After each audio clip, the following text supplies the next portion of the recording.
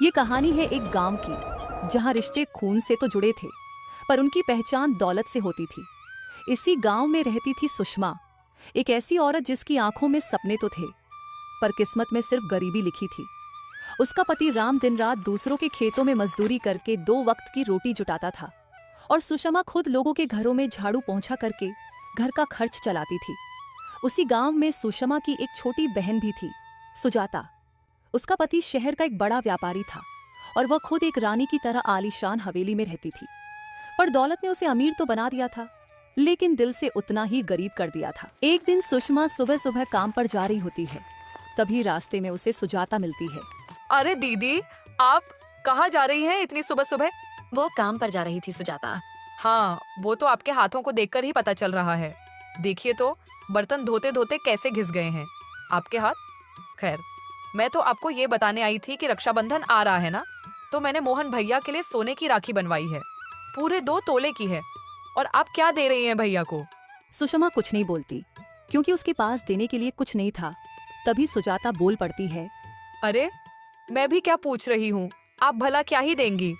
आपको तो दूसरों के घरों के झूठे बर्तन मांजने से फुर्सत मिले तब ना कुछ सोचेंगी। सुजाता, हम गरीब जरूर हैं पर मेहनत से कमाते हैं। भगवान ने हमें जो भी दिया है उसमें खुश रहते हैं। हाँ, खुश तो दिख ही रही हो, पर मुझे आदत नहीं कि तुम जैसी गरीबों से ज्यादा बातें करूं। वैसे भी मैं और रमेश तो बड़े लोगों के साथ उठते बैठते हैं। तुम्हारे जैसे गरीब लोग हमारे घर आते भी नहीं। सुषमा की आंखों में आंसू आ जाते हैं पर वह कुछ नहीं बोलती, चुपचाप अपने कामों पर चली जाती है। अगले दिन सुषमा सुबह उठकर अपने भाई के लिए कागज की एक सुंदर सी मोती लगाकर बड़ी प्यार से राखी बनाती है और अपने भाई मोहन को राखी बांधने के लिए चली जाती है। उधर दरवाजे पर पहले से ही खड़ी मोहन की पत्नी मीना सुजाता का इंतजार करती है। आओ आओ सुजाता, कब से तुम्हारा ही इंतजार कर रहे थे। तभी दरवाजे पर सहमी हुई सुषमा आती है। उसके हाथ में एक छोटी सी थाली है जिसमें कागज की राखी रखी है। उसे देखते ही मीना का मुंह बन जाता है। तू भी आ गई? और ये क्या ले आई है हाथ में? अरे, ये कोई राखी होती है क्या? कागज का टुकड़ा? इससे अच्छा तो तू नहीं आती तो हमारी इज्जत बच जाती। अरे भाभी, आप भी क्या उम्मीद कर रही हैं इनसे? इनके पति और ये खुद दोनों दूसरों के घरों में काम करके जैसे तैसे अपना पेट पालते हैं। ये सोने चांदी की राखी कहाँ से लाएंगी? उनके नसीब में सिर्फ कागज का टुकड़ा ही है। मीना और सुजाता दोनों मिलकर जोर जोर से हंसने लगती हैं। सुषमा का चेहरा अपमान से लाल हो जाता है। उसकी आंखें छलक पड़ती हैं पर वह होंठ भींचकर चुप रहती है। तभी मोहन अंदर से आता है और सुषमा की थाली में कागज की राखी को देखकर कहता है, ये क्या बचपना है? ये कूड़ा क्यों ले आई? भैया, मैंने इसे अपने हाथों से आपके लिए बनाया है। इसमें मेरा प्यार है। रख अपना प्यार अपने पास, मुझे नहीं चाहिए ऐसा फालतू का प्यार। चल, अब आई है तो राखी बांध और निकल यहाँ से। सुषमा की आंखों से आंसू निकल पड़ते हैं, फिर भी वह चुपचाप राखी बांधकर वहां से निकल पड़ती है। उसकी आंखें नम हैं पर चेहरे पर एक गहरी खामोशी है। तभी रास्ते में एक पुराना कुआं आता है। वहां एक बूढ़े साधु बाबा एक भारी मटका उठाने की कोशिश कर रहे हैं पर मटका हिलता तक नहीं। बाबा, लाइए, मैं ये मटका आपके घर तक पहुंचा देती हूँ। नहीं बेटी, तू क्यों तकलीफ उठाएगी? मैं खुद ही ले जाऊंगा। बाबा, अब आपकी उम्र हो गई है, ये मटका आपसे नहीं जा पाएगा, भारी है। ठीक है बेटी, तू इतना कहीं रही है तो ले चल मेरा मटका।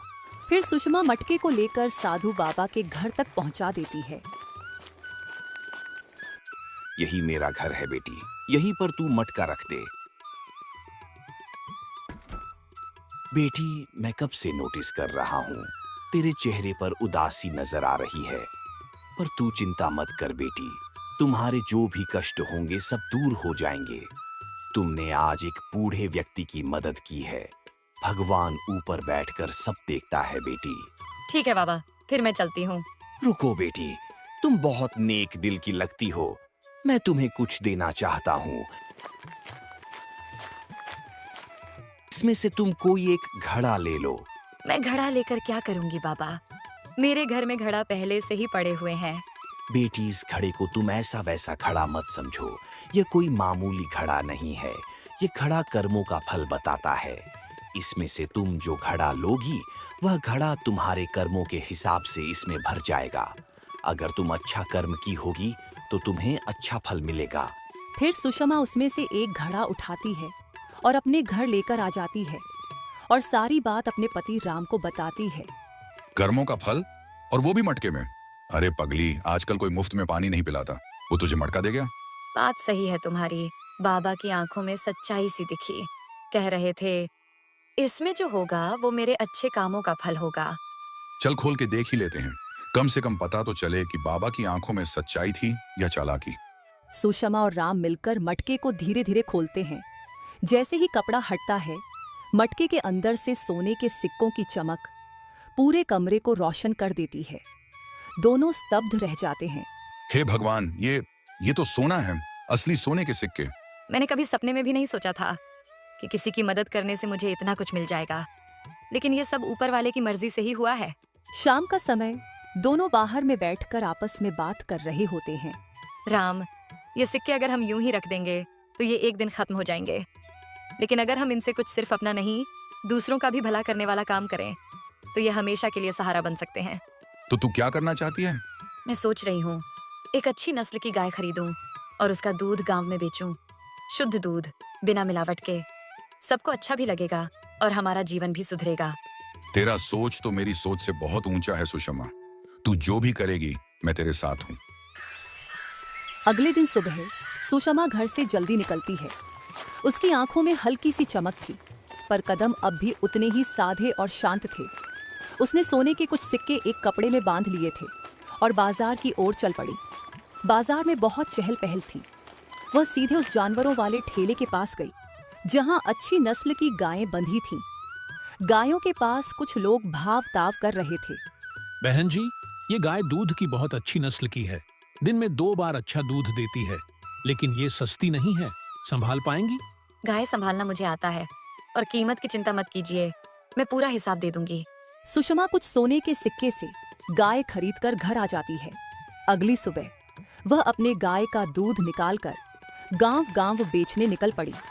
उसके हाथ में एक दूध की भारी बाल्टी थी और होठों पर एक नई उम्मीद। सुषमा की आवाज गांव की गलियों में गूंजने लगी। दूध ले लो भैया, दूध आपके गांव में आ गया है, ताजा गाढ़ा दूध। दूध ले लो, दूध। गांव के लोग उसकी आवाज सुनकर चौंक गए। अरे बिटिया, लगता है आज से तुम दूध बेचने लगी हो। हाँ काका, अब मैं दूध का व्यापार कर रही हूँ। कैसे लीटर दूध दे रही हो सुषमा बिटिया? काका, 40 रुपए लीटर दे रही हूँ। तो फिर मुझे भी 1 लीटर दे दो बेटी। धीरे धीरे गांव के बाकी लोग भी सुषमा के पास आने लगे। उसकी दूध न सिर्फ गाढ़ी और मीठी थी, बल्कि कीमत भी बहुत वाजिब थी। गांव वालों को उसका दूध बहुत पसंद आने लगा। अगले दिन अरे सुषमा बिटिया, तुम्हारे दूध तो बच्चे लोग अब मांग मांग कर पीने लगे हैं। बिटिया, तुम्हारा भाई मोहन भी दूध बेचता है, पर उसके दूध बच्चे लोग पीना पसंद नहीं करते और उसके दूध में तो ज्यादा पानी की मात्रा रहता है और कीमत 60 रुपये लीटर रखा है।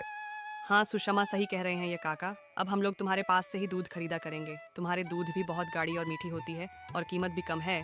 अब सुषमा का नाम पूरे गांव में फैलने लगा था। कम दाम में गाढ़ा, मीठा और शुद्ध दूध। गांव वाले सुषमा की तारीफ करते नहीं थकते। ये खबर जब उसकी बड़ी बहन सुजाता के कानों तक पहुंची तो वो हैरान रह गई। वो सोचने लगी, अरे कल तक तो उसके पास खाने के पैसे नहीं थे और आज दूध का व्यापार, ये कैसे हो गया? जरूर भैया मोहन ने कुछ मदद की होगी। मैं आज ही भैया के घर जाती हूँ और उनसे पूछती हूँ। वो सीधा भाई मोहन के घर जा पहुंची।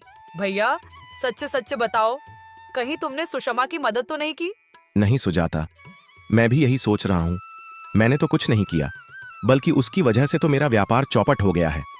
लोग अब मुझसे दूध लेना पसंद नहीं करते। कहते हैं मैं पानी मिलाता हूँ, और सुषमा तो शुद्ध गाढ़ा और मीठा दूध देती है। सुजाता का माथा ठनक गया। अरे ये तो बड़ी बात हो गई।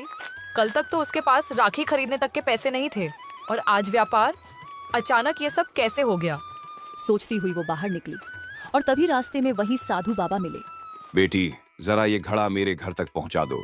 बुढ़ापे में अब वजन नहीं उठता। मैं आपकी नौकर हूँ क्या? खुद संभालिए अपना घड़ा। बेटी, तुम दिखने में एक और लड़की जैसी हो। वो कहीं तुम्हारी बहन तो नहीं? नाम था सुषमा। हाँ बाबा, वही मेरी बहन है, पर उसे अचानक ऐसा क्या मिल गया कि वो अमीर हो गई।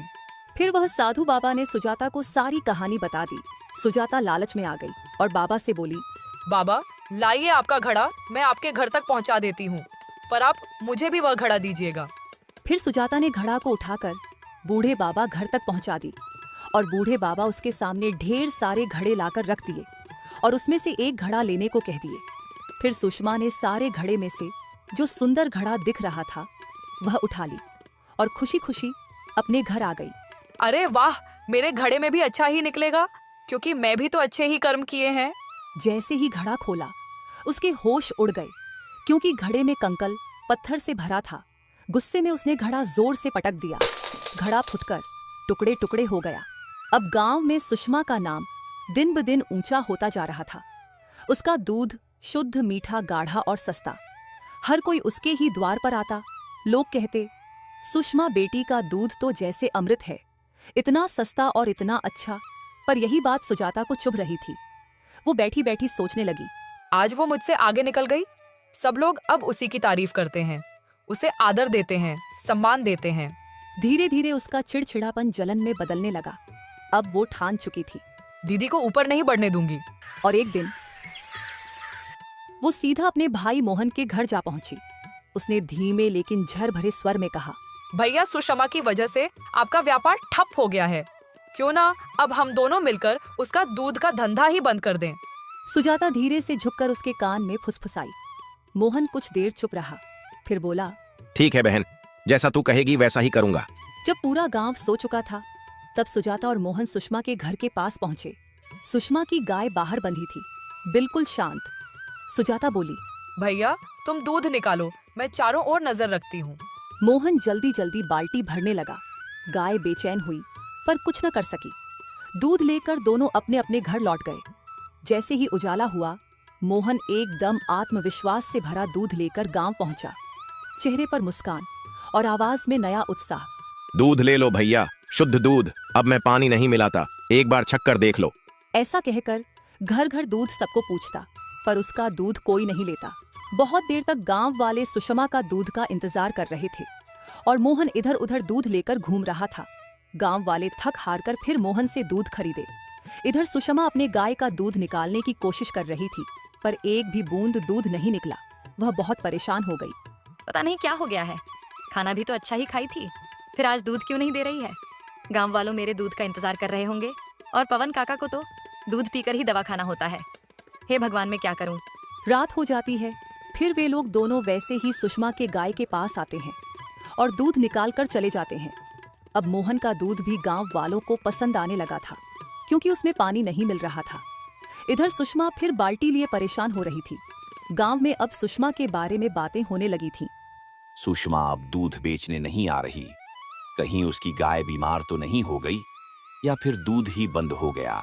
उधर सुषमा घर के आंगन में बैठी अपनी गाय के सामने सोच में डूबी हुई थी। ये कैसे हो सकता है? हर रोज मेरी गाय पूरा दूध देती थी, अब अचानक एक बूंद भी नहीं। वो हर दिन कोशिश करती, लेकिन बाल्टी हमेशा खाली ही रहती। वह गाय के थन को गौर से देखी, फिर वह सोच में डूब गई। हर दिन मैं शाम को देखती हूँ कि गाय की थन दूध से भरी रहती है और सुबह होते ही उसकी थन सूखी सूखी नजर आती है। कहीं मेरी गाय का दूध किसी ने चोरी तो नहीं कर रहा। मुझे कुछ उपाय करना ही होगा। उस रात सुषमा ने एक बहुत ही सादा पर होशियार तरीका अपनाया। उसने गाय के थन पर हल्की सी नीली स्याही लगा दी, ताकि अगर कोई दूध निकालेगा तो स्याही उसके हाथों में रंग छोड़ देगी। फिर उसने गाय के सामने का हिस्सा गीली मिट्टी से ढंक दिया, ताकि अगर कोई आए तो पैरों के निशान वहां छप जाएं, और खुद अपने आंगन के पेड़ के पीछे छुप गई।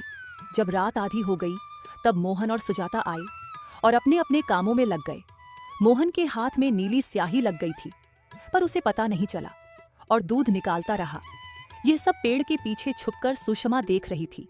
नहीं, अभी नहीं, सुबह गांव के सामने पकड़ूंगी ताकि सब सच्चाई जाने। अगली सुबह होते ही सुषमा सबसे पहले गांव के मुखिया के पास जा पहुंची और सारी बात बताई। मुखिया जी, मुझे आपसे कुछ बहुत जरूरी बात करनी है।